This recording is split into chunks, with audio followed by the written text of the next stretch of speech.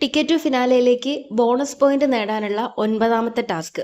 Garden ഏരിയയിൽ കുറേ കട്ടകൾ വെച്ചിട്ടുണ്ടാവും. ഓരോ കട്ടകളുടെ മുകളിലായിട്ട് ഓരോ പിക്ചറുകളും വെച്ചിട്ടുണ്ടാവും. ഒരു ടീമിൽ നിന്ന് ഒരാൾ എന്ന നിലയ്ക്ക് 4 ടീമിൽ നിന്ന് 4 പേരാണ് മത്സരിക്കാൻ വേണ്ടി വരുന്നത്.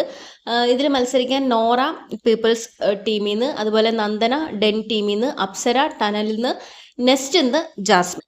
ഇന്നത്തെ ടാസ്ക് ഇതാണ്. മത്സരിക്കുന്ന ഒരാൾ വരിക, 2 കട്ടകളുടെ മുകളിലുള്ള പിക്ചറുകൾ നിവർത്തി വെക്കുക. ആ 2 പിക്ചറുകളും സെയിം ആണെങ്കിൽ ആ ടീമിന് 1 പോയിന്റ്.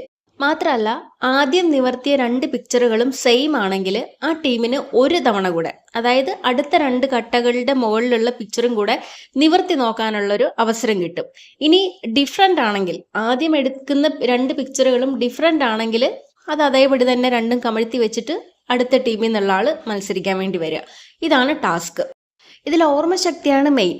കാരണം ആദ്യം മത്സരിക്കാൻ വരുന്ന ആൾക്കാർ നിവർത്തി നോക്കിയിട്ടുള്ള പിക്ചറുകളുടെ പൊസിഷൻ എവിടെയാണെന്ന് മനസ്സിലുണ്ടെങ്കിൽ പിന്നീട് വരുന്ന ആൾക്കാർക്ക് കുറച്ചും കൂടെ ഈസി ആവും. ഈ ടാസ്കിൽ നന്ദനയാണ് തകർത്തത്. കാരണം നന്ദന ചറപറ പോയിന്റുകൾ നേടിക്കൊണ്ടിരിക്കുകയായിരുന്നു.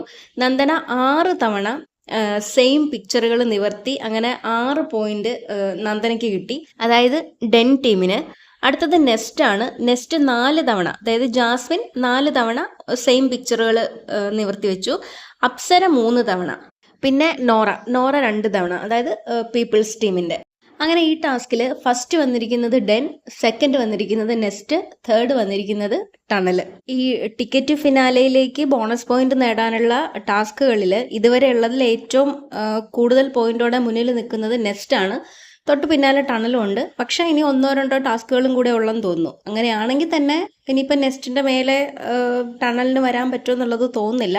അപ്പം നെസ്റ്റ് തന്നെ ആയിരിക്കണം ഇതിൽ ജയിക്കാൻ പോകുന്നത്.